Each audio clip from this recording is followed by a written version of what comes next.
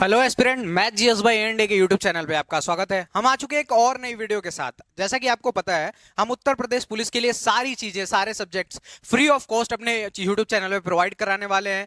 तो उस सीरीज में हमारी वीडियोस आनी शुरू हो चुकी हैं।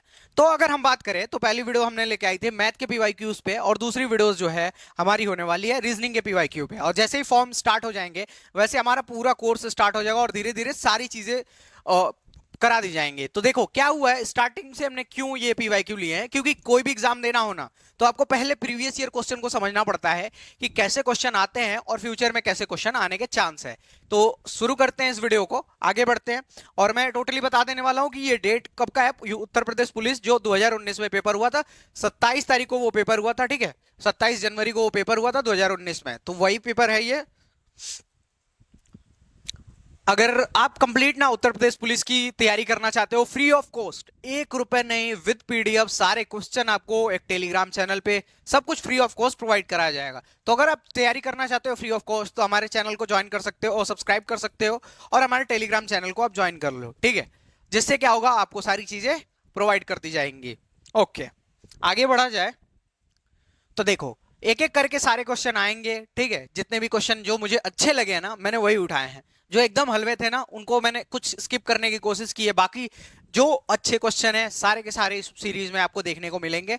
आप कंटिन्यू स्टार्टिंग से एंड तक जाते जाइएगा, और मैं आपको एंड में बता दूंगा कौन कौन से जो क्वेश्चन थे जो मैंने इसमें नहीं लिए हैं और क्यों नहीं लिए हैं, और वो क्योंकि वो सब कर लेंगे, ठीक है। तो वो सारी चीजें मैं आपको एंड में समझाऊंगा। चलिए तो स्टार्ट करते हैं। पहला ही क्वेश्चन क्या है हमारा, श्रृंखला श्रृंखला पे बेस्ड है। सीरीज के क्वेश्चन, सीरीज कुछ नंबर सीरीज होती हैं, कुछ अल्फाबेट सीरीज होती है। नंबर सीरीज में नंबर होगा 2 4 10, उसके बाद आपको उसमें जो भी मेथड लगा है उसको समझ के और अगला नंबर चुनना होता है। अल्फाबेट जब सीरीज होगी तो अल्फाबेट दिए होंगे ए सी ई, ऐसे करके गैप करके या कुछ भी करके लॉजिक लगा के दिया होगा, और आपको अल्फाबेट का भरना होगा। अब पर यहाँ पे जब क्या है, यहाँ पे ये है कि आपको क्या करना है कि अल्फाबेट और नंबर्स दोनों दिए गए हैं, तो ऐसे समझ के देखना है। तो स्टार्ट करते हैं। आप देखोगे कि क्या दिया गया है, तो आप यहां से देखोगे तो ये स्टार्टिंग टू स्टार्टिंग आपको करना होता है। देखो तो ए से क्या हो गया, ई, मतलब कितना प्लस हुआ, तो आप कहोगे सर ए से ई हो गया ना, तो मतलब कि +4 हो गया। कितना हो गया, +4।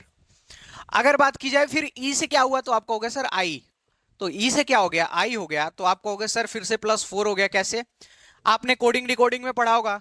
तो हम ए का नंबर क्या देते हैं, ए का नंबर 1, बी का नंबर 2, सी का नंबर 3 और डी का नंबर 4, और ऐसे करके आप पूरा नंबर देते हैं। एक बार कहो तो मैं यहां पे लिख देता हूं सारे नंबर डी, ठीक है।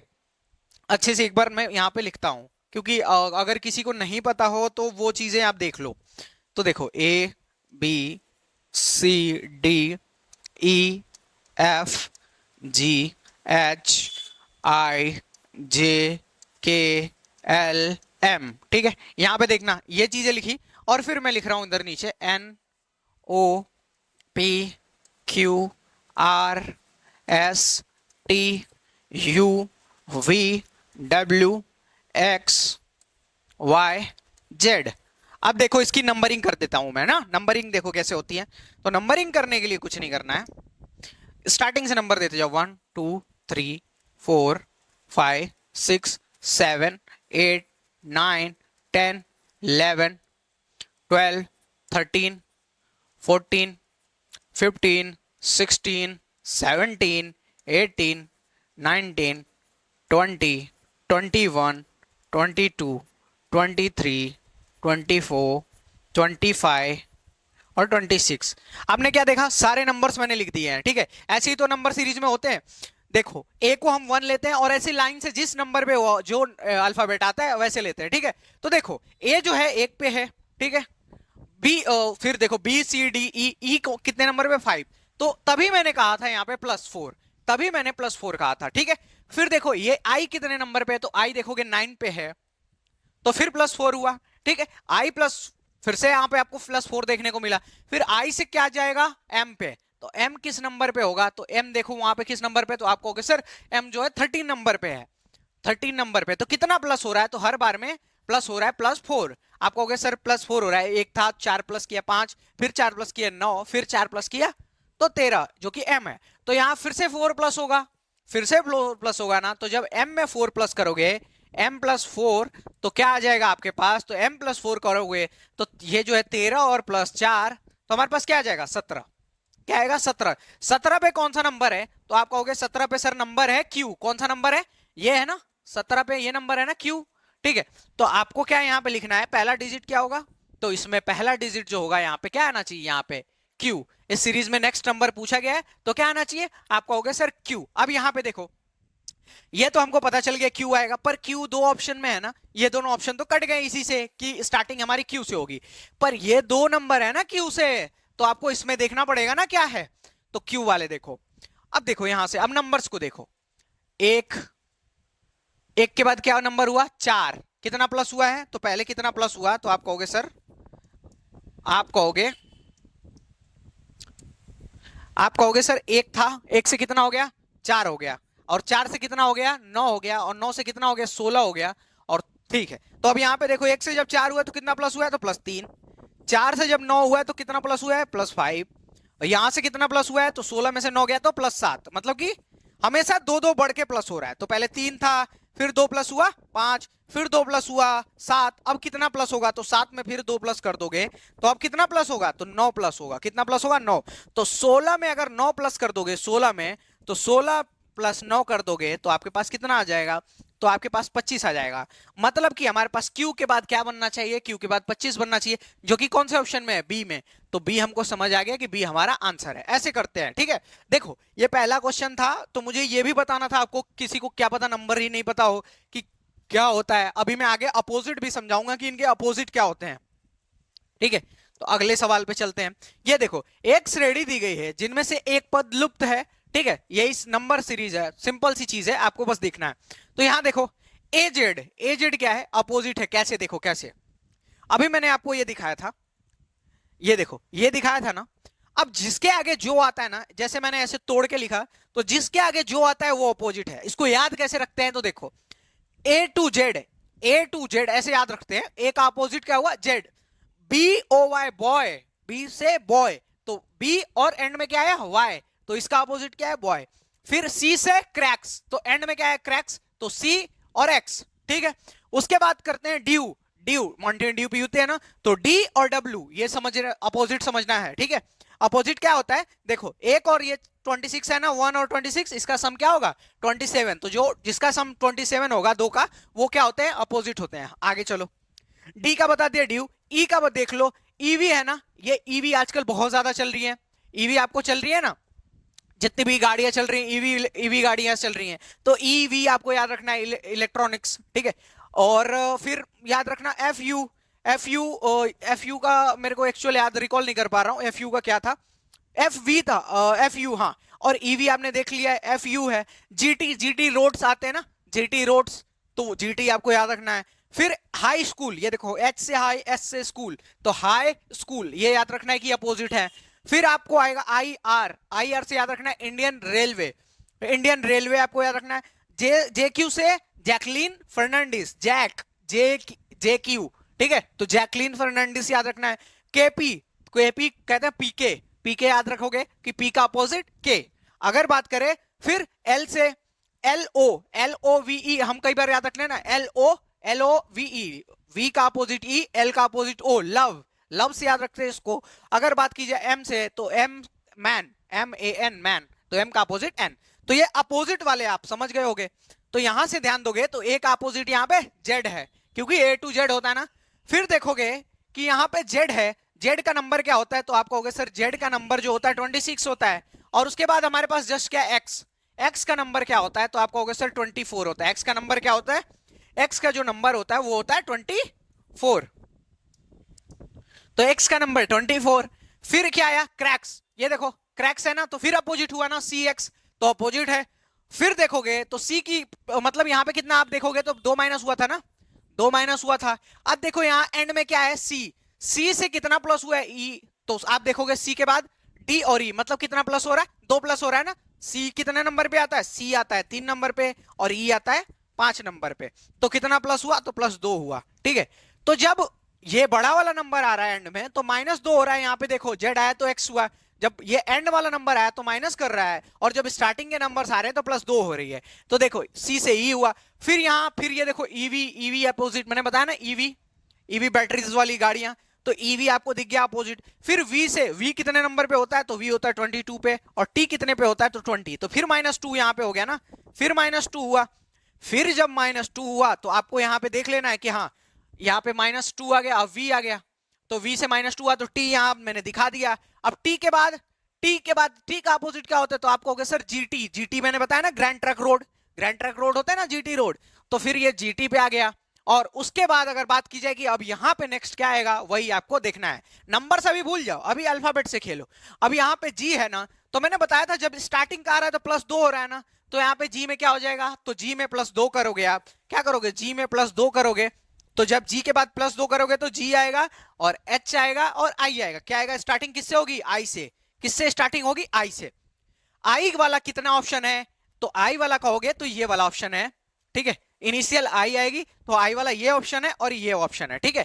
अब देखो तुम जब देखोगे कि इसमें अपोजिट अपोजिट है ना, GT, EV, cracks, A to Z, ठीक है, तो इसमें भी तो अपोजिट होना चाहिए जो हमारे ऑप्शन है। यहां पे देखो अपोजिट क्या है, इंडियन रेलवे, क्या है, इंडियन रेलवे। यही मैंने बताया था, आपको ट्रिक बताई थी, इंडियन रेलवे, तो अपोजिट आपको यहां मिल गया इंडियन रेलवे, तो आपका ऑप्शन कौन सा सही हुआ, बी। मैं बता रहा हूं, ये देखो कितनी कम चीजें मैंने लिखी हैं आपको समझाने के लिए भी। जब आप एग्जाम में जाओगे ना, बस डायरेक्ट देखोगे कि हाँ ये लॉजिक हो रहा है, लिखना नहीं, इसके लिए पेन नहीं उठाना पड़ता, ठीक है। अब जैसे ही देखोगे एग्जाम में आपको याद आएगा, हाँ सर ने ऐसे बताया था, हो जाएगा काम आपका, ठीक है। तो ऐसे सवालों को हल करना है, एक एक चीज आपको क्लियर करूंगा, बहुत सारे क्वेश्चन है, सारे क्वेश्चन करवा दूंगा। इस सवाल को देखो कैसे करते हैं, देखिए एक्चुअल में ना ये लंबा क्वेश्चन दिया होता है तो पढ़ने में टाइम चला जाता है, पर होता बहुत ईजी है। देखो कैसे, ये देखो क्या दिया गया है, किसी कूट भाषा में 817 का अर्थ क्या है, कॉटन मेक्स थ्रेड। देखो यहाँ 3 शब्द दिए गए ना, 3 वर्ड्स हैं, और यहाँ 3 लेटर हैं, तो किसी एक लेटर का मतलब कोई एक होगा और किसी एक का मतलब एक एक का मतलब एक एक होंगे, ठीक है। तो अब देखो दूसरा क्या दिया गया, 827 का अर्थ है थ्रेड मेक्स क्लोथ, और 213 का क्या अर्थ है, तो आप कहोगे सॉफ्ट कॉटन क्लोथ। आपसे किससे पूछा गया है, तो आप कहोगे सर सॉफ्ट का पूछा गया, आपसे किसका पूछा गया है, तो सॉफ्ट का पूछा गया है। तो सॉफ्ट किस में है, तो आप कहोगे सर सॉफ्ट तो यहां है, और कहीं सॉफ्ट दिख रहा है क्या, अगर और कहीं सॉफ्ट दिखता तो ये सॉफ्ट और उसमें जो सॉफ्ट होते दो कॉमन हो गए, तो कोई एक नंबर भी उसमें कॉमन होता जो कि एक्चुअल हमारा आंसर होता, पर सॉफ्ट नहीं है ना। तो देखो कॉटन को यहां से कॉटन का पता कर लो, ये देखो कॉटन यहां भी है और कॉटन यहां भी है, तो ये दोनों में कॉटन कॉटन कॉमन है ना, कॉटन कॉमन है, तो कॉटन अगर कॉमन है तो आप देख लो कि कॉटन का इन दोनों में एक्चुअल में क्या कॉमन है। तो ये देखो यहाँ पे क्या है 817 और यहाँ पे क्या है 213, तो यहाँ एक आपको कॉमन दिख रहा है क्या, एक यहाँ भी कॉटन है यहाँ भी कॉटन है, तो यहाँ पे एक एक आपको कॉमन दिख रहा है दोनों में, तो मतलब कि हमको क्या पता चल गया, कॉटन की वैल्यू क्या है, तो कॉटन का अर्थ कूट है एक, ठीक है। अब बच गया क्लोथ, क्लोथ का कूट निकालो, तो यहां देखो क्लोथ के कूट में क्या है 827, क्या है ये 827 है, और यहाँ पे क्या है 213, यहां भी क्लॉथ है और यहां भी क्लोथ है, दोनों जगह क्लोथ है, तो इसमें एक्चुअल में कॉमन नंबर क्या है, तो आप कहोगे सर यहाँ 2 कॉमन है, क्या कॉमन है, 2 कॉमन है, तो आपको मिल गया क्लोथ का भी मतलब, क्लोथ का मतलब भी आपको पता चल गया, तो क्लोथ का मतलब क्या है, क्लोथ का कूट क्या है, क्लोथ का कूट है 2, क्लोथ का कूट है 2। अब यहां से 2 चीजें आपको पता चल गई, कॉटन पता चल गया, क्लोथ पता चल गया। अब देखोगे कि ये जो कूट था उसमें क्या था, ये 2 यूज हो गया, 1 यूज हो गया, कॉटन और क्लोथ के लिए बचा क्या, सॉफ्ट, सॉफ्ट के लिए नंबर क्या बचा है 3, तो एक्चुअल जो हमारा आंसर क्या होगा, सॉफ्ट का कूट क्या हो गया 3। ऐसे निकालते हैं एक एक करके, ठीक है, बहुत ही आपको कुछ भी लिखना नहीं पड़ता, बस देखना है बोर्ड पे और निकाल देना है, ठीक है। तो हर चीज टफ नहीं होती एग्जाम में, 70 से 80%, देखो हर बार कहता हूं कि 70 से 80% चीजें आसान आती हैं, 60% 70% चीजें आसान आती हैं, जिसके लिए आपको बहुत ज्यादा पढ़ना नहीं है, पर जो 30-40% है ना उसके लिए आपको बहुत ज्यादा मेहनत करनी पड़ती है, और उसी के लिए आपको उसी की पूरी लड़ाई होती है, क्योंकि ये जो 60% क्वेश्चन है थोड़े बच्चे सब पढ़ के ये चीज कर लेते हैं। अब देखो किसी विशेष कूट में स्लोप को क्या लिखा गया है 4379, और फेट को क्या लिखा गया है, तो आप कहोगे 2685, ये लिखा गया है। इसी कूट में आपको क्या लिखना है, लॉफ्ट को, क्या लिखना है, लॉफ्ट को, ठीक है। तो एक तो इसमें 2 तरीके हो सकते हैं, या तो किसी नंबर की एक्चुअल वैल्यू दे दिया जाए ऐसे, या फिर कुछ और चीजें, या जो नंबर्स हैं वो अपने प्लेस पे सेम सेम हो। जैसे देखो यहाँ पे क्या है, आप देखोगे कि यहाँ पे ना हम क्या करेंगे ना, एल है, तो एल की वैल्यू हम ये दूसरे नंबर पे है तो हम ये मान लेते हैं दूसरा, तो एल की यहाँ पे वैल्यू हम क्या लिख सकते हैं, तीन लिख सकते हैं ना। हमको क्या लिखना है, लॉफ्ट लिखना है ना, लॉफ्ट। पूरा आप लॉजिक लगाओगे, क्योंकि आपको दिख रहा है यहाँ पे 1900, एस की वैल्यू क्या होती है 19 होती है, अगर अपोजिट कर दोगे तो 8 वैल्यू होगी। यहाँ कोई आपको ऐसा लॉजिक दिखेगा नहीं। तो प्लेस वैल्यू के हिसाब से, मतलब एस का वैल्यू क्या हो जाएगा 4, एल की वैल्यू क्या हो जाएगा 3, ओ की वैल्यू क्या हो जाएगा 7 और बी की वैल्यू 9। ऐसे ही फेट में एफ की वैल्यू 2, ए की वैल्यू 6, टी की वैल्यू 8 और ई की वैल्यू 5। तो ओ की वैल्यू देखो, तो ओ की वैल्यू थर्ड है ना यहाँ पे, तो ये क्या हुआ 7, तो ओ की वैल्यू हो गई 7। उसके बाद अगर बात की जाए एफ है, तो एफ कितने नंबर पे है, ये पहला, तो यहाँ पे पहला कौन सा है 2, तो ये यहाँ पे क्या हो गया 2। उसके बाद क्या बचा टी, टी यहाँ पे थर्ड है ना, ये थर्ड, तो यहाँ वाला थर्ड यूज करेंगे तो टी की वैल्यू हो गई 8। ऐसा कहीं आपको ऑप्शन दिख रहा है क्या, तो आपको दिखेगा 8, 3, 7, 2, 8, जो कि अपना ऑप्शन कौन से है, अपना ऑप्शन सी में है। तो ऐसे सवालों को ना ऐसे ही सॉल्व करते हैं। जब भी आपको कोई ऐसा लॉजिक नहीं मिलेगा या अलग से आपको क्वेश्चन दिखेगा, तो आपको प्लेस के हिसाब से आपको यूज करना होगा नंबर। जैसे यहां भी देख लिया आपने, इन दोनों से सारे प्लेसेस के नंबर निकाल लिए कि ओ की वैल्यू क्या है और बाकी इसकी वैल्यू क्या है, एल की वैल्यू क्या है, ओ की वैल्यू क्या है, एफ की वैल्यू क्या है। ऐसे करके आप एक एक चीज निकालोगे। ओके, आगे चलें। ऐसे सवाल को देखो, इसको करने का ना बहुत ही सिंपल है, बहुत सिंपल सवाल है। देखो क्या है, कोई भी सिंबल होगा और उस सिंबल को वो किसी और सिंबल से रिप्लेस करने को बोलेगा, ठीक है, और उसके बाद आपको सॉल्यूशन करना है। देखो कैसे, जैसे अब ऐसा सवाल दिया गया ना, आपको कुछ नहीं करना है, आपको ये जो बीच के सिंबल है ना वो लिखने नहीं है। पहले जब आप रफ शीट पे लिखोगे तो 16 लिख लो, और ये सिंबल नहीं लिखो, उसके बीच के 8 लिख लो, फिर ये सिंबल नहीं लिखो, फिर 4 लिखो, फिर ये सिंबल नहीं लिखो, फिर 2 लिखो, और फिर प्लस नहीं लिखो, 1 लिखो, ठीक है। अब वो जो सिंबल को जिससे भी रिप्लेस करने को कह रहा है आप रिप्लेस करो। जैसे बोल रहा है क्या, देखो भाग है ना पहले पास, तो भाग को किससे प्रस्तुत कर रहा है, तो देखो यहां पे भाग को माइनस से प्रस्तुत कर रहा है, तो भाग को यहां माइनस कर दो। ओके, उसके बाद गुड़े को किससे प्रस्तुत करना है, तो गुड़ा जो है ना यहाँ पे गुड़े को किससे करना है, भाग से, तो गुड़े को भाग में बदल दो। 8 और चीज के बीच में गुड़ा था तो भाग से बदल दिया। उसके बाद क्या है माइनस, माइनस को किससे बोला गया है, तो माइनस को किससे कर दो, प्लस से, तो माइनस को कर दो प्लस से। उसके बाद बोला गया है प्लस को किस में करना है, गुणा में, प्लस से गुणा में प्रस्तुत करना है, ठीक है, तो गुणा कर दो। अब सॉल्व कर लो, कितना सिंपल है। यहां 16 हो जाएगा, पहले डिवाइड करेंगे ना तो 4 में 8 में डिवाइड करोगे 4 से क्या हो जाएगा 2, प्लस इसको करोगे तो 2 2 एकम 2। अब सॉल्व कर लो, ये 2 से ये 2 गया, हमारा आंसर क्या है 16। कितना छोटा सा क्वेश्चन था, कितना छोटा सा, अगर आपको तरीका पता है तो कितना छोटा सा है, हर कोई सवाल कर लेगा ये। आगे चले, आगे देखो, हॉलीडे को क्या लिखा गया है, ELIFAXV के रूप में लिखा गया है। तो सम को कैसे लिखा जाएगा, ये सिंपल है, कोडिंग रिकॉर्डिंग में क्या लिखा रहो, ऐसे लिखो। पहले तो देखो, जैसे जिसको नहीं तरीका पता है तो मैं बता रहा हूं, देखो ध्यान से। उसके बाद जिसको पता है उसके लिए भी एक तरीका बताता हूं, HOLI, पहले तो आप ऐसे लिखो, ठीक है। एक बार मैं ऐसे समझा दूं फिर आपको दिखाता हूं कैसे आप एकदम जल्दी से कर लोगे, ठीक है। ELIFAXV, ठीक है, ऐसे। अब देखो यहाँ पे H है ना, H से क्या हुआ E, H का कोड क्या होता है 8, E का कोड क्या होता है 5। कोड आपको याद करने पड़ेंगे, जो मैंने पहले ही पेज में आपको बताया, पहले ही क्वेश्चन में कोड सारे समझा दिए, तो वो आपको याद करने पड़ेंगे। तो E का कोड 5 है। फिर देखो O का कोड क्या है, तो 15 है। यहाँ पर L का कोड क्या होगा 12, L का यहाँ पे कोड क्या है 12, और यहाँ पे I का कोड क्या होता है 9, फिर I क्या होता है 9, और यहाँ F की क्या होती है 6। तो आप देख रहे हो क्या हो रहा है, सब में क्या हो रहा है -3 हो रहा है। यहाँ से 8 से 5 हो गया, यहाँ भी -3 हो रहा है, यहाँ भी -3, यहाँ भी -3। यहाँ D की वैल्यू क्या होती है 4, यहाँ क्या है 1, यहाँ भी -3 हो रहा है।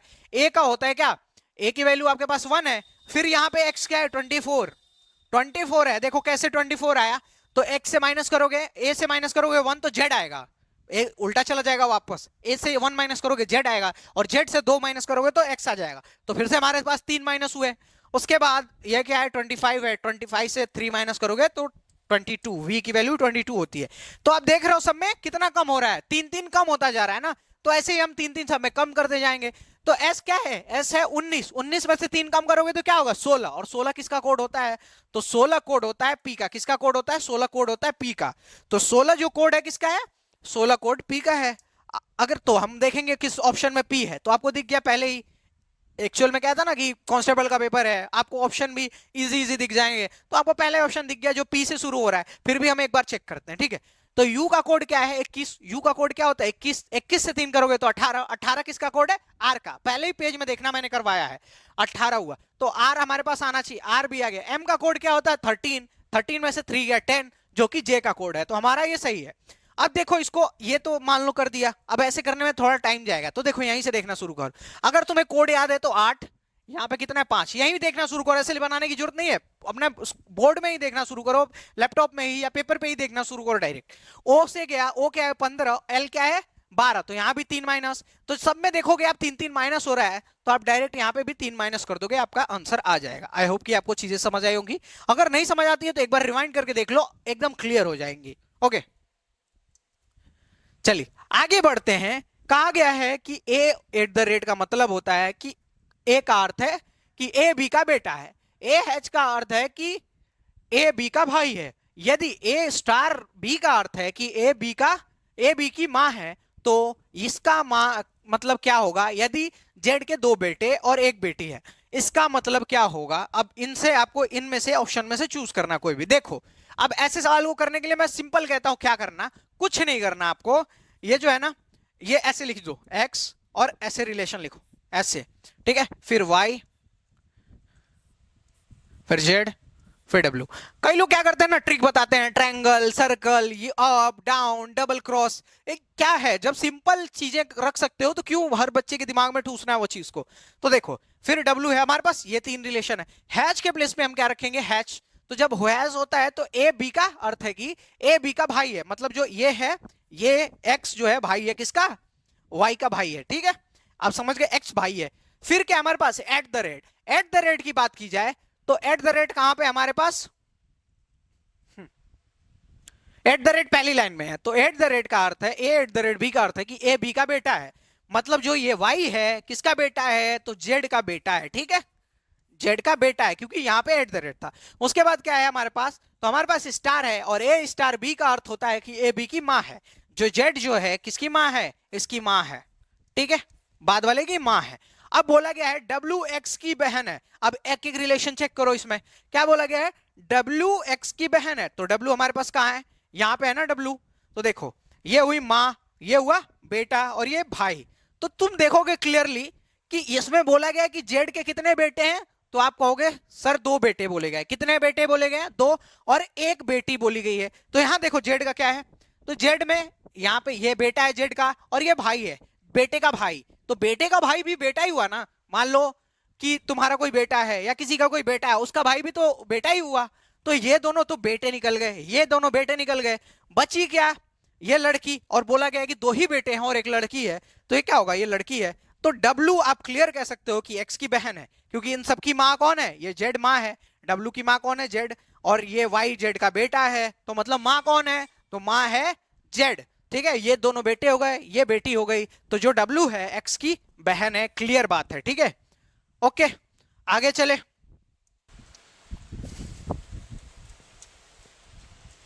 अब ये सवाल देखो कितना सिंपल सा है, ब्लड रिलेशन का क्वेश्चन है, आप ब्लड रिलेशन के सवाल करते भी होगे, आप किसी भी कॉम्पिटेटिव एग्जाम में दो तो ब्लड रिलेशन के क्वेश्चन आते हैं, सीजीएल मेंस में भी आते हैं 3 3 नंबर के, ठीक है, और यूपी पुलिस में तो कितने आते हैं ब्लड रिलेशन के क्वेश्चन, इसके पहले वाला भी क्वेश्चन ब्लड रिलेशन पे था, ये क्वेश्चन भी ब्लड रिलेशन पे। देखो के ने एल से कहा कि तुम मेरे पति के दामाद की बेटी हो, मेरे पति के, मैं कुछ लिखूंगा नहीं, मन में सोचो, तुम रिश्ते ज्यूम करो, तुम्हारे भी तो कुछ रिश्ते हैं ना, तो देखो उन रिश्तों की बात नहीं कर रहा मैं, तुम्हारे जो रिलेटिव सगे रिश्तेदार हैं उनकी, तो देखो तुम मेरे पति के दामाद, मेरे पति के दामाद मतलब कि मेरे हस्बैंड के दामाद, मतलब मेरे भी दामाद उसके भी दामाद हुए, ठीक है, जो औरत है उसके भी दामाद हुए, औरत ने क्या कहा मेरे पति के दामाद, तो उस औरत की भी दामाद हुए ना, उस औरत के भी दामाद हुए, और उस दामाद की बेटी है, दामाद की बेटी, दामाद की बेटी क्या लगेगी, क्या लगेगी, तो सिंपल सी बात है नातिन लगेगी, क्योंकि दामाद क्या होता है बेटी का हस्बैंड, और बेटी का बेटी क्या होगी आपकी नातिन लगेगी, तो सिंपल है एल के से किस प्रकार संबंधित है, तो एल के की क्या है नातिन है, एल के की क्या है नातिन है। एक बार फिर से समझो क्या है कि बोला गया है कि वो औरत कह रही है कि मेरे पति के दामाद के बेटी हैं, तो उसकी पति उसका हस्बैंड हुआ, उसके दामाद, तो इसका भी तो दामाद हुआ, इसका भी दामाद हुआ, दामाद मतलब बेटी का हस्बैंड, और उनके बच्चे क्या हुए इसके नाती नातिन हुए, तो वो लड़की है तो यहां पे नातिन हो जाएगा। ओके अगले सवाल पे चला जाए।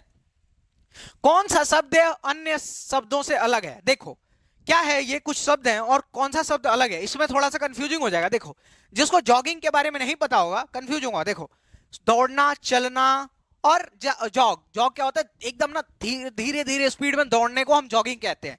तो ये जो तीनों शब्द है ना एक दूसरे से रिलेटेड है, चलना, दौड़ना, जॉग, ये तीनों एक दूसरे से रिलेटेड है। क्या अलग है? तो आप कहोगे सर सोना अलग है। सोना अलग है इसलिए ये हमारा ऑड वन आउट हुआ। तो इन सब में कौन सा अलग है? तो सोना अलग है। अगले सवाल पे अगर चला जाए, निम्न विकल्पों में से विषम चुने। विषम चुने, विषम चुनने के लिए देखो मैं तो सीधा क्या करता हूं, मुझे आइडिया है तो मैं क्या करता हूं, सारे नंबर की मन में ही नंबरिंग कर लेता हूं। जैसे देखोगे तो क्या बोला गया है, तो ये देखो ये एल है ना, तो एल क्या हुआ 12, के क्या हुआ 11, और ये क्या हुआ एम क्या हुआ 13।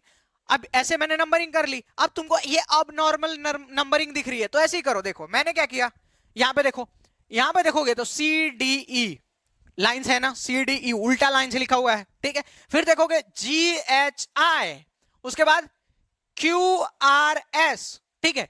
जब भी हमको यहां एबनॉर्मेलिटी दिखी तो हमने ऐसे चेक कर लिया। अब इसको भी चेक करो, इसको भी चेक करो, तो क्या होना चाहिए यहाँ पे, यहाँ पे क्या होना चाहिए, के एल एम, ऐसा कुछ होना चाहिए ना, ऐसा कुछ होना चाहिए। पर ये क्या है, अलग है। तो मतलब यही हमारा ऑप्शन जो है इनमें से विषम है। क्यों? ये देखो सी डी ई लाइन से है, जी एच आई अल्फाबेटिक ऑर्डर में है और Q R S alphabetic order में, यही जो है डिफरेंट है, क्योंकि एल के एम है जो कि के एल एम होना चाहिए। अगले सवाल पे मूव करो। देखो निम्नलिखित में विकल्पों में से, दिए गए विकल्पों में से संबंधित शब्द का चयन कीजिए। जैसे बंदूक में क्या होती है, गोली होती है, तो टॉर्च में क्या होगी, तो इसका आंसर तो देखते ही मारना है यार, बैटरी। जैसे बंदूक में गोली तो टॉर्च में बैटरी। अगले सवाल पे मूव करते हैं। ये सवाल देखो, आपको थोड़ा सा ये सवाल ना ट्रिकी लगेगा पर है बहुत इजी, बहुत ही इजी है। मैं देखते ही कहा कि बच्चों को ये कंफ्यूज करने वाला सवाल है, पर बहुत इजी है। देखो कैसे, यहां पे देखो, यहां पे क्या लिखा हुआ है 125, 125.35। अब देखोगे यहां जो 3 लिखा हुआ है इसका, इसी का महत्व है।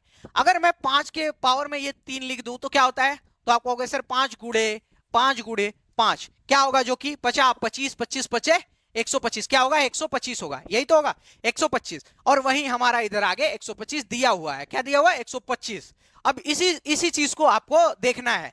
तो यहां पे देखोगे तो आप क्या है, पावर ये 4 है ना, यहां 3 था तो पावर क्या हुआ, आके यहां पे 3 हो गया। सिंपल सी बात है, एक बार फिर से देखो 125.3 दिया गया है, डॉट इसको मानो डॉट 3 और आगे फिर करके 5 दिया गया है। इस जो डॉट के बाद लिखा गया है इसको आपको इधर ऊपर लेके आना है। तो 5 के पार 3 लेके आ गए ना, तो 5 गुड़े 5 गुड़े 5 जो कि हमारा 125 बना, और जो आगे लिखा गया है। ये बात आप समझ गए, इतनी बात, ठीक है, इतनी बात समझ गए। तो इसमें भी आपको यही चीज देखना है कि यहां जो नंबर होगा, यहां क्या लिखा हो 4, यहां जो नंबर होगा उसके पावर 4 करने पे ये हमारा टोटल आना चाहिए, ठीक है। तो अगर हम 11 से चेक करें तो हम क्या करेंगे, 11 को 4 बार मल्टीप्लाई करेंगे ना, तो 11 को 4 बार मल्टीप्लाई करो, तो 11 गुड़े 11 गुड़े 11 गुड़े 11, ठीक है। ये क्या हुआ, 4 बार हमने मल्टीप्लाई किया, हमने ए ऑप्शन से चेक किया था। तो 11 गुड़े 11 121, और 121 में 11 से गुणा करोगे तो क्या होता है 1331। इतना सबको याद होना चाहिए, इतना हम याद करते हैं क्यूब, 10 12 तक का क्यूब हमको याद होना चाहिए। अब इसमें फिर से एक 11 बच गया, इसका भी गुणा कर दो तो क्या होगा 11 कम 11, 11 33 और एक कैरी हुआ 34। अब 11 33 और कैरी 3 36, ठीक, और 11 कम 11 और 3 कैरी 14, ऐसे आया।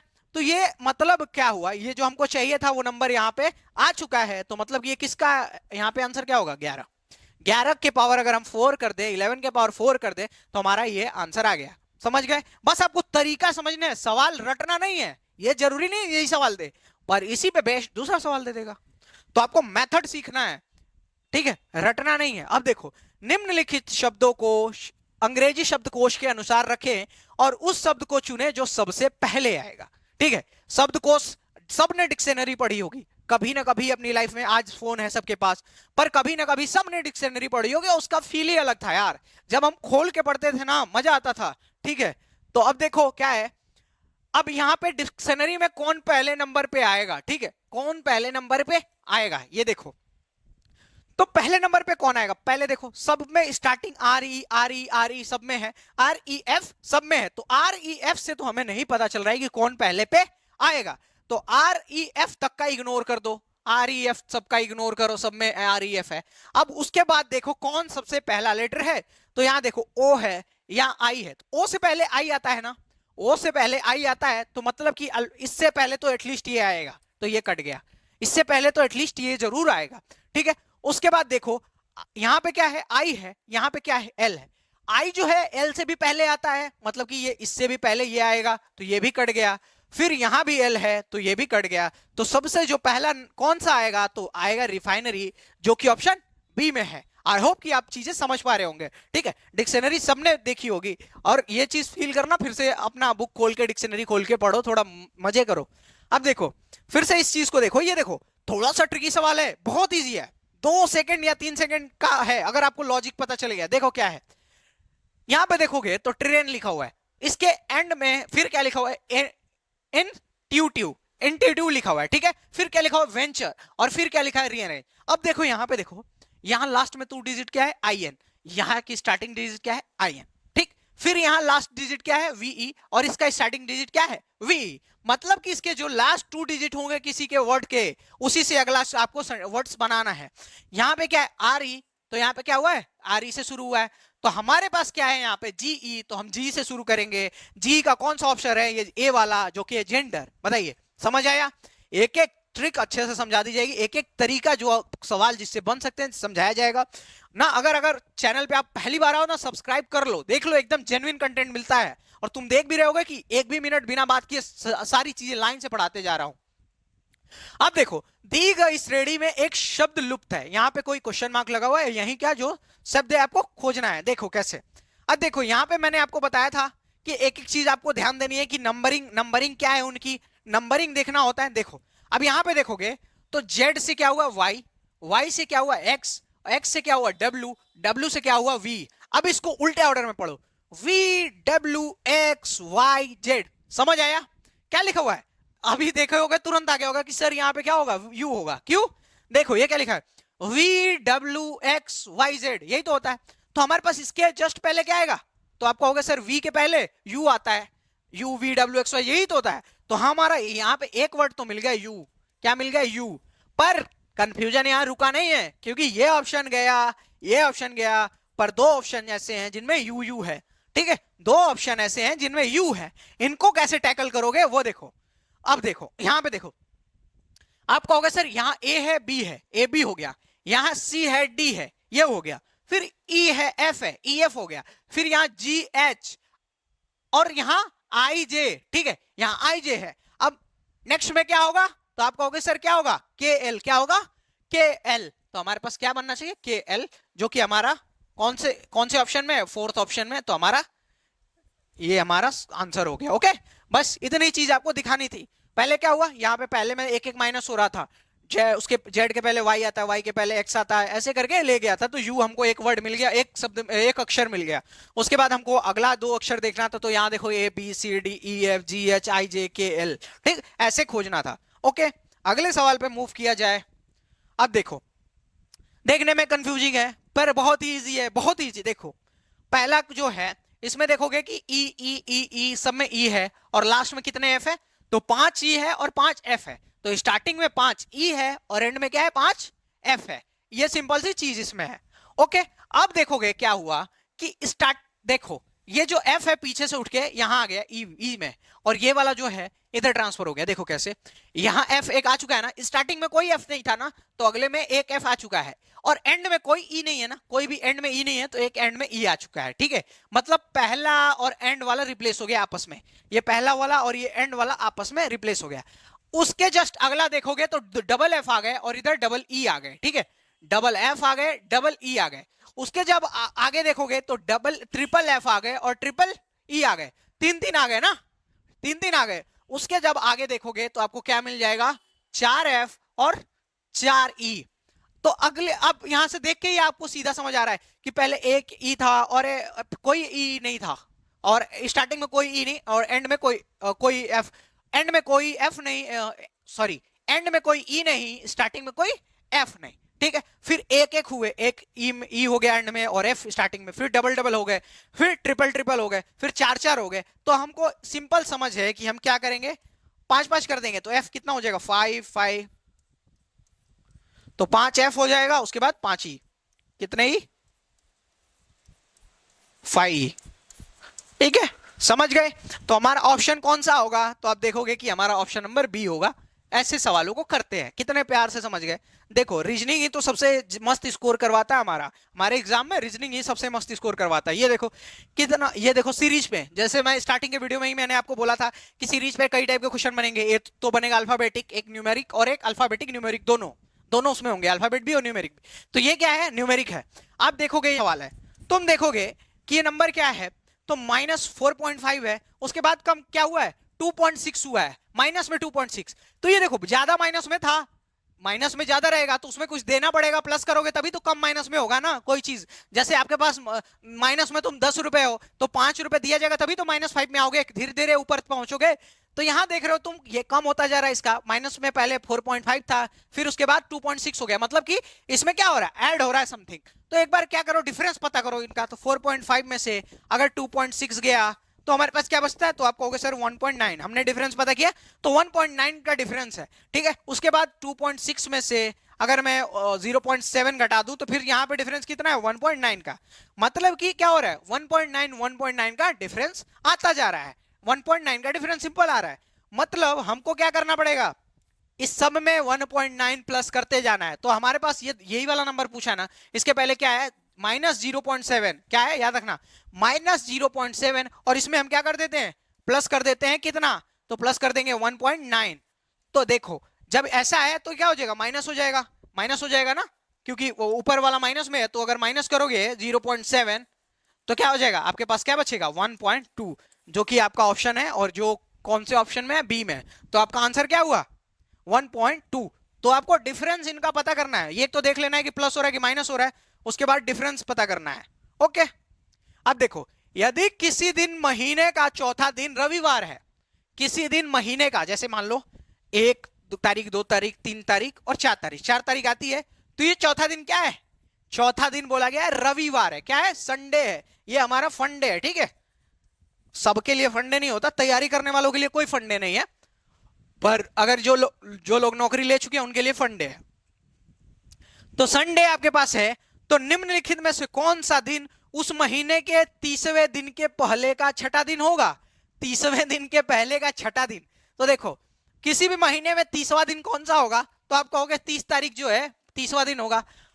30वें दिन के पहले छठा दिन, 30वें दिन के पहले छठा दिन, छठा दिन बोल रहा है, तो 30 के पहले आओ, तो एक तो 30वां है, 30 है, फिर 29, फिर 28, फिर 27, फिर 26, फिर 25। किस डेट की बात कर रहा है ये, तो 25 तारीख की बात कर रहा है। कब की बात कर रहा है, ये पूछ रहा है कि 25 तारीख को कौन सा डेट होगा। तुम कहोगे कि सर छठा दिन पूछ रहा था, 6 माइनस करेंगे, नहीं, छठवां दिन ही पूछ रहा है कि छठवां दिन कौन है, मतलब कि 5 दिन पहले छठवां दिन, उस दिन की बात कर रहा है, इसलिए हमने क्या किया, माइनस किया सिर्फ 5, छठवें दिन की ही तो बात हो रही है। तो -5 के हमारे पास 25वां दिन, मतलब 25 तारीख को कौन सा डेट होगा। तो देखो 4 को संडे है ना, तो नेक्स्ट संडे कब रिपीट होगा, तो आप कहोगे 6 दिन बाद 7वें दिन पे क्या होगा, 7वें दिन पे हमारा नेक्स्ट संडे होगा। तो मतलब कि 4 को संडे है, तो फिर नेक्स्ट संडे कब होगा, तो 7 प्लस कर दोगे 11 को, हफ्ते में 7 ही दिन होते हैं ना, 7 दिन के बाद चीजें रिपीट होंगी ना, तो ठीक है। तो वही बात है, आगे देखो, फिर 11 को संडे है, फिर 7 प्लस कर दोगे तो 18 को संडे है, 18 को भी संडे आ गया, ठीक।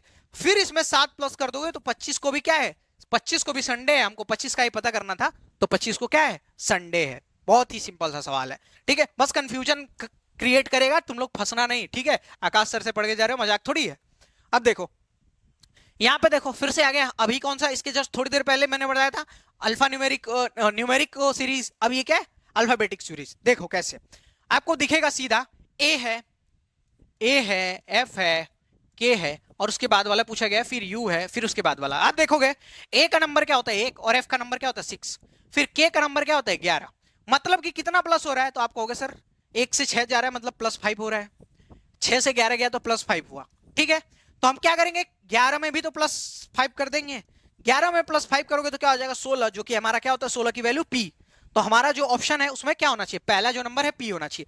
तो ये गए और ये गए, ये दोनों चले गए, ठीक है। हमारे पास बचा ये C और D, ठीक है, C और D। उसके बाद देखो फिर हमारे पास u है, u का नंबर क्या होता है, यहां तो हमको पता चल गया कि p होगा, u का नंबर क्या होता है 21, और 21 में भी 5 प्लस कर दोगे तो क्या होगा 26, और 26 जो होता है किसका होता है, तो आपको होगा सर z का होता है, z ही तो लास्ट में होता है 26वें नंबर पे, तो हमारे पास जो ऑप्शन होगा p और z हमारे पास आंसर होगा। अगले सवाल पे मूव करते हैं मजा करते करते। चार दोस्त एक इलाके में रहते हैं और उनका घर किसी किसी साइड में होगा, और आपको उनमें से कोई पूछेगा, मैं इस क्वेश्चन को एक पर्टिकुलर लेके नहीं बढ़ा रहा हूं, ठीक है, मैं आपको एक तरीका बता रहा हूँ कि हाँ कोई दिशाएं दी होंगी और आपको बताना होगा कौन सा फ्रेंड किस दिशा में रहता है, सिंपल सी बात है।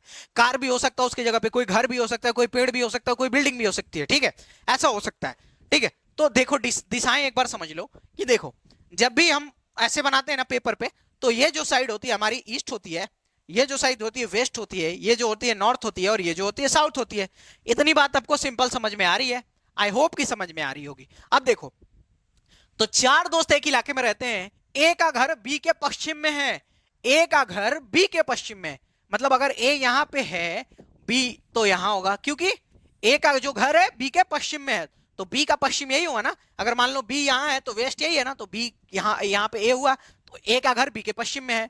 बी का घर सी के दक्षिण में, सी के दक्षिण में, तो अगर सी यहां होगा तभी तो सी के दक्षिण में है बी, दक्षिण किधर होता है नीचे, तो सी के दक्षिण में बी है, यहां पे दिख गया। उसके बोलो सी का घर डी के पूर्व में है, डी के पूर्व में मतलब डी यहां होगा, और उसके पूर्व में, डी के पूर्व में है ना ये सी का घर, सी का घर डी के पूर्व में है, पूर्व मतलब इधर, यहां से इधर, तो ये ईस्ट है ना, तो सी का घर इधर है, ठीक है। तो आपको सारा समझ गया। अब बोला गया है डी से बी का घर किस दिशा में है, इस डी से बी का घर किस दिशा में है, ठीक है। तो आप देखोगे ऐसे है ना, यही है। अब यहां पे देखो, जब ऐसे एंगल में जाएंगे ना, तो ईस्ट और ये साउथ, इनका क्या बोलेंगे हम, इसको बोलेंगे पूर्व दक्षिण, दक्षिण पूर्व, इसको क्या बोलेंगे, इन दोनों के बीच में है ना, तो हम इन दोनों का नाम लेंगे, तो क्या बोलेंगे दक्षिण पूर्व। अगर इधर जाता तो हम क्या बोलेंगे नॉर्थ वेस्ट, मतलब कि उत्तर पश्चिम, क्या बोलेंगे उत्तर पश्चिम। अगर इसमें जा रहा है तो उत्तर पूर्व, क्या बोलेंगे बीच में जा रहा है तो उत्तर पूर्व। तो यहां देखोगे कि किस साइड में जा रहा है, इधर, तो ये जो है पूर्व के साइड में इधर है और दक्षिण इधर है, तो उन दोनों के बीच में है, तो हम बोलेंगे इसको दक्षिण पूर्व, क्या बोलेंगे दक्षिण पूर्व, ठीक है, दक्षिण पूर्व, जो कि हमारा कौन सा ऑप्शन है, सी ऑप्शन है। आगे चलते हैं अगले सवाल पे। देखो फिर से वही सवाल है, आपको डायरेक्शन मैंने बता दी है, देखो कैसे। y 6 मीटर पश्चिम में चला, ये देखो चलने पे क्वेश्चन है, डायरेक्शन का ही क्वेश्चन है, चलने को देखो। y जो है पश्चिम में 6 मीटर चला, तुम देखो y है ना यहां पे चला, पश्चिम यही होता है, पश्चिम देखो किधर चला है पश्चिम में, तो पश्चिम यही है ना। तो मान लो यहां से स्टार्ट हुआ तो ये पश्चिम हुआ, इधर चला गया 6 मीटर, ये जो है स्टार्टिंग पॉइंट है, याद रखना। फिर दाएं मुड़ा, तो मान लो इधर इधर जा रहा है, तो इसका दाएं क्या हुआ, तो आप कहोगे सर दाएं ऊपर की तरफ हुआ। ये मान लो कोई बंदा इस पे चल रहा है, तो राइट हैंड साइड इधर ऊपर की तरफ हुई ना, तो दाएं मुड़ा और कितना चला, तो 8 मीटर दाएं चला है, कितना चला है 8 मीटर। उसके बाद चला अपने शुरुआती बिंदु पर जाने के लिए उसकी यात्रा करने में की सबसे छोटी दूरी, तो ये बताओ उसको वापस अपनी जगह पे आना है, तो सबसे दूरी क्या होगी, जो स्ट्रेट लाइन में हो, यही तो सबसे कम दूरी होगी, तो ये डिस्टेंस 6 है और ये 8 है, यही डिस्टेंस आपको पता करना है। अगर मान लो ऐसे आता है तो ज्यादा टाइम लगेगी ना, ऐसे भी जाएगा तो ज्यादा टाइम लगेगी ना, ऐसे भी जाएगा तो ज्यादा टाइम लगेगी, तो ये ऐसे सीधे जाएगा ना ऐसे डायगोनल में। अब देखोगे कि जब भी कोई आदमी मुड़ता है तो 90 डिग्री पे एंगल पे मुड़ता है, तो वहां पे हम क्या लगा सकते हैं पाइथागोरस, ठीक है। तो हमको ये निकालना है, तो ये मान लो क्या है लंब है, ये कर्ण है, और ये क्या है, नहीं ये लंब है और ये आधार है, ये आधार है और ये क्या है कर्ण है, ठीक है। तो आपको क्या करना है कर्ण ज्ञात करना है, तो क्या होता है हमारे पास A square plus B square is equal to C square, C क्या है हमारा कर्ण है, ठीक है।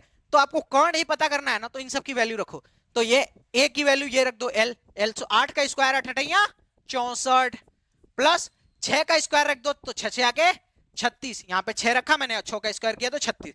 उसके बाद हो गया सी का स्क्वायर, अगर आगे चले तो 36 और 64 को जोड़ दोगे तो हमारे पास क्या आएगा 100 आएगा, क्या आएगा 100, 100 बराबर सी स्क्वायर, ठीक है।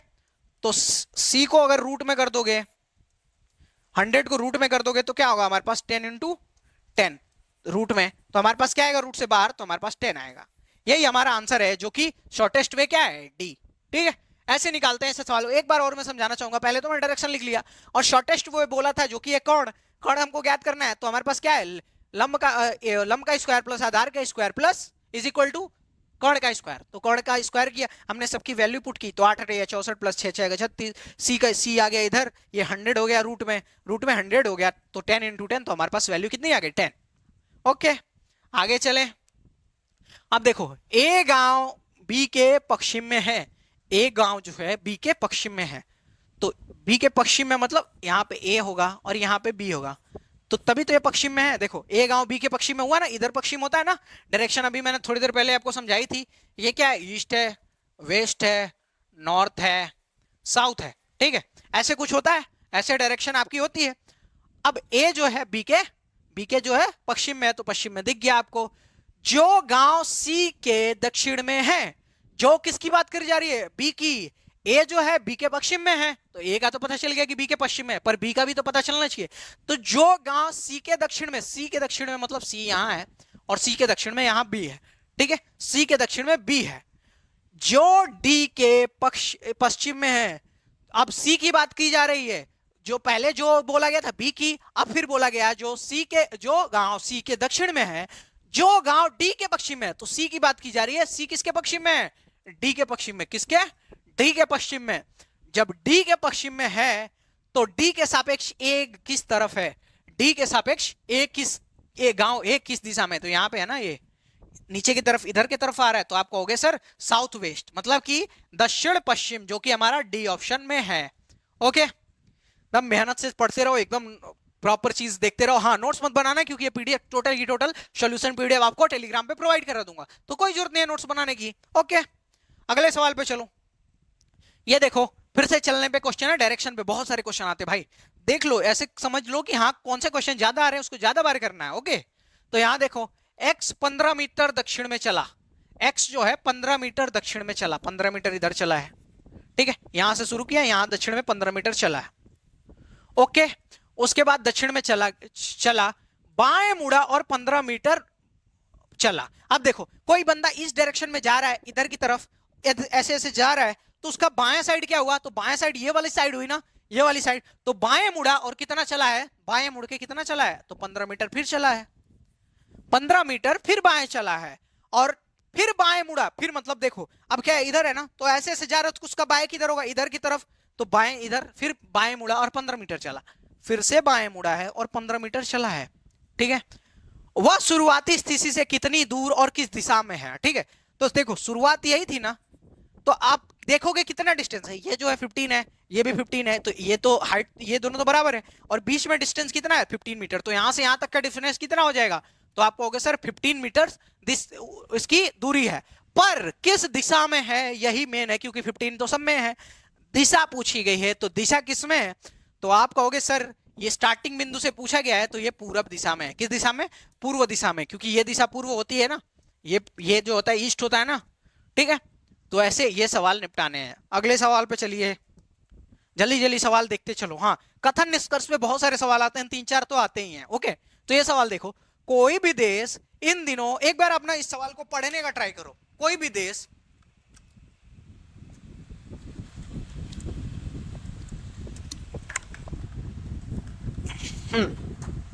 अब क्या करो, इस सवाल को देखने की कोशिश करो, इसका निष्कर्ष आपको निकालना है। कोई भी देश इन दिनों पूरी तरह से आत्मनिर्भर नहीं है, उन सभी बातों को विकसित करना और उत्पादन करना असंभव है जिनकी देश को आवश्यकता होती है। पहला कथन क्या है, कोई भी देश आत्मनिर्भर नहीं है, और यह बात सच है। कोई भी देश आत्मनिर्भर क्यों नहीं है, तो एक्चुअल में ना हर चीज हर जगह अवेलेबल नहीं होती है। जैसे अगर इंडिया की लैंड की बात की जाए तो यहाँ पानी प्रचुर मात्रा में अवेलेबल है, प्रचुर मात्रा में, पर क्या नहीं है, तेल यहाँ बहुत कम निकलता है। पर अगर आप सऊदी में या दुबई में चले जाओ तो तेल बहुत है, पानी नहीं है वहां पे। तो कोई भी चीज हर जगह प्रचुर मात्रा में नहीं हो सकती, ठीक है, ये बात मानो। और जैसे यहाँ पे क्या है, चावल बहुत ज्यादा उत्पादन होता है, दाल बहुत ज्यादा उत्पादन होता है, तो अमेरिका में सोयाबीन, कपास, ये सब ज्यादा चीजें उत्पादन होती हैं, तो हर चीज हर जगह उत्पादन नहीं हो सकता है। तो ये बात एक्चुअल में नेचर भी अलाउ नहीं करता है इस बात को, तो आत्मनिर्भर बनना ना लगभग असंभव है। आपको किसी ना किसी चीज से हेल्प लेनी पड़ेगी, किसी ना, मान लो इंडिया चाइना डिस्प्यूट होता है बॉर्डर पे, इंडिया क्यों नहीं करता कि आप मना कर दे सारी चीजें, नहीं करता। चाइना डिस्प्यूट करता है, चाइना क्यों नहीं करता कि इंडिया से नफरत है उसको, तो क्यों नहीं सारी चीजें बैन कर देता? क्यों? क्योंकि वो सारी चीजें बना नहीं पाएगा खुद को। इंडिया को चाइना की जरूरत है और चाइना को इंडिया की जरूरत है। ओके, तो कोई भी कंट्री आत्मनिर्भर नहीं बन सकती, ये बात गारंटीड है। ओके, अब देखो उन सभी बातों को, इसका निष्कर्ष क्या दिया गया है? उन सभी बातों को विकसित करना और उत्पादन करना असंभव है जिनकी देश को आवश्यकता है। एकदम बात सही है, सब कुछ आप उत्पादन नहीं कर सकते हैं, ठीक है, सब कुछ का उत्पादन आप नहीं कर सकते। तो ये बात, पहला निष्कर्ष तो आपको सही दिख गया। दूसरा, आमतौर पर देशवासी आलसी हो गए हैं। अब ये बताओ, हर देश की जनता, हर जिनके हाथ में रिस्पॉन्सिबिलिटी है, सब तो आलसी हुए नहीं है, बहुत लोग दिन रात मेहनत करते जा रहे हैं। तो ये वाला स्टेटमेंट तो गलत है। तो कौन सा निष्कर्ष सही है? तो निष्कर्ष, केवल निष्कर्ष 1 अनुसरण करता है। अगले सवाल पे चला जाए। अगला सवाल देखो, क्या दिल्ली में नए बड़े उद्योग शुरू किए जाने चाहिए? इसकी बात है, बहुत ज्यादा पोल्यूशन है दिल्ली में, तो क्या नए उद्योग किए जाने चाहिए? तो निष्कर्ष देखो, तर्क देखो, हाँ, इससे नहीं, इससे शहर में प्रदूषण में इजाफा होगा। बोला जा रहा है नहीं, इससे शहर में प्रदूषण में इजाफा होगा। तो सही सी बात है, अगर कोई भी फैक्ट्री लगाता है तो प्रदूषण तो होना ही है, कहीं भी हो। और दिल्ली में तो इतनी ज्यादा पोल्यूशन है कि आपको वहां कम से कम पोल्यूशन और क्रिएट करना चाहिए। तो ये पहला तर्क तो मजबूत है कि नहीं भाई, वहां बहुत ज्यादा प्रदूषण और बढ़ेगा, ठीक है। दूसरा तर्क क्या? हाँ, यह रोजगार के अवसर प्रदान करेगा। अब ये बताओ, इंडस्ट्री लगेगी, कोई कंपनी लगेगी, तो 2-4 हजार लोग उसमें काम करेंगे कि नहीं करेंगे? करेंगे कि नहीं करेंगे? तो ये वाला भी तर्क आपको मजबूत दिख रहा है। तो सीधी सी बात है, तर्क 1 और तर्क 2 दोनों मजबूत हैं। बहुत ही सिंपल से सवाल होते हैं, आसानी से किए जा सकते हैं। अगला सवाल देखिए, देखो, फ्लैम्बॉयंट शब्द के अक्षरों से कौन सा शब्द नहीं बना, शब्द का गठन नहीं किया जा सकता है? कौन सा शब्द, इनमें जो अक्षर है उनसे कौन सा शब्द गठन नहीं किया जा सकता? देखो, देखो, पहले क्या है? L, lamb.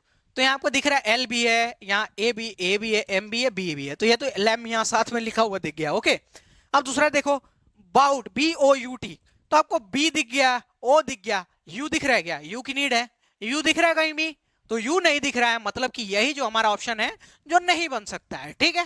ये ऐसे सवाल बहुत ही इजी आते हैं यूपी पुलिस के एग्जाम में, ठीक है, इसीलिए तो कट ऑफ बहुत ज्यादा ऊपर जाती है ना, आसान सवाल आते हैं इसलिए कट ऑफ ऊपर जाती है। अब देखो, निम्नलिखित शब्दों में से किस शब्द के अक्षर अंग्रेजी वर्णमाला के क्रमानुसार आए हैं? कौन से अक्षर जो है क्रमानुसार? क्रमानुसार का मतलब कि ए के बाद बी हो या बी के बाद डी या एच आई, ऐसे कुछ हो। ये नहीं कि हो कि डी पहले है और ए बाद में, अल्फाबेटिक ऑर्डर में होना चाहिए, ABCD के ऐसे ऑर्डर में होना चाहिए, ठीक है। तो यहां पे देखोगे तो एच है, एस के बाद क्या है? एच, पर अल्फाबेट में पहले एच आता है, बाद में एस आता है ना, तो ये खत्म हो गया। हर्ट का देखोगे एच है, उसके बाद ई है, नहीं, अल्फाबेट जब पढ़ोगे पूरा तो ई आता है ना, ABCDEFGH, एच बाद में आता है, ये भी गलत है। पर अगर इसको थर्ड वाले को देखोगे, थर्ड क्या है? बी के बाद क्या आता है? तो CDEFGHI, मतलब कि आई बाद में आता है। उसके बाद क्या है? एल, तो IJKL, उसके बाद एल आता है। एल के बाद क्या आता है? MNO, फिर ओ भी हमारे उसके बाद ही है, फिर डब्ल्यू भी जो है उसके बाद ही है। मतलब हमारा ऑप्शन कौन सा सही है? सी वाला ऑप्शन हमारा सही है। ओके, ऐसे सवाल आते हैं। अगले सवाल पे चला जाए, हिरण। अब देखो कौन सा विकल्प संबंधित है, बहुत ही सिंपल है। हिरण का संबंध किससे? मृगछेना, मतलब हिरण के बच्चे को क्या कहते हैं? मृगछोना। छीना का मतलब होता है कि बच्चा, ठीक है। तो मृगछोना, तो घोड़े के बच्चे को क्या कहते हैं? तो सिंपल सी बात है भाई, बछड़ा कहते हैं, ठीक है। देखो, इसके बच्चे को बछड़ा कहते हैं। तो अगले सवाल पे चलते हैं। ये देखो, निम्नलिखित विकल्पों में से प्रत्येक में शब्दों के जोड़े दिए गए हैं और आपको क्या करना है कि जो मेल खा रहा है वो वाला खोजना है। तो देखो, हमारे पास शब्द क्या दिया गया है? तो भागना और चलना हमारे पास दिया गया है कि भागना और चलना, मतलब भागते हम, दौड़ते हैं, थोड़ा स्पीड हमारी ज्यादा होती है, और चलते हैं धीरे, मतलब यहाँ स्पीड का मैटर है कि तेज चल रहा है, धीरे चल रहा है। तो अगर आगे देखोगे आप, ऑप्शन देखो बारी बारी से, तो भारी वर्षा और बूंदाबांदी। तो भारी वर्षा का मतलब कि तेज बारिश हो रही है और बूंदाबांदी का मतलब कम बारिश हो रही है। तो देखने में तो यही ऑप्शन लग रहा है, ठीक है। एक बार हम चेक कर लेते हैं, गोताखोरी, तैरना। तो गोताखोरी तैरने से ही रिलेटेड है, गोताखोरी तैर के ही करते हैं वो। जॉग, दौड़ना, जॉग और दौड़ना, ठीक है, ये दोनों मिलते हैं, जुलते हैं। और उछाल और चौकड़ी, ये दोनों भी इससे मैच नहीं कर रहे हैं, ठीक है। तो मैच कौन सा कर रहा है हमारे पास? भारी वर्षा और बूंदाबांदी, बहुत तेज बारिश और बूंदाबांदी, थोड़ी थोड़ी बारिश। तो ऐसे ही भागना और चलना, तो हमारे पास ए ऑप्शन जो है संबंधित है। अगर अगले सवाल पे चला जाए तो यहां पे देखो, इस सवाल को देखो, ये जो शब्द है अक्षर है इससे रिलेटेड है, तो ये वाले शब्द का आपको रिलेटेड खोजना है। तो यहां पे देखो ईवी क्या है, ईवी, ईवी मैंने बताया था जब पहले स्टार्टिंग में अपोजिट बता रहा था, तो ईवी मैंने आपको बताया था, ठीक है। फिर बताया था आपको हाई स्कूल भी बताया था। तो ये दोनों क्या है, आपस में अपोजिट है। तो इसमें क्या लॉजिक है, क्या लॉजिक है, अपोजिट का लॉजिक है, ठीक है।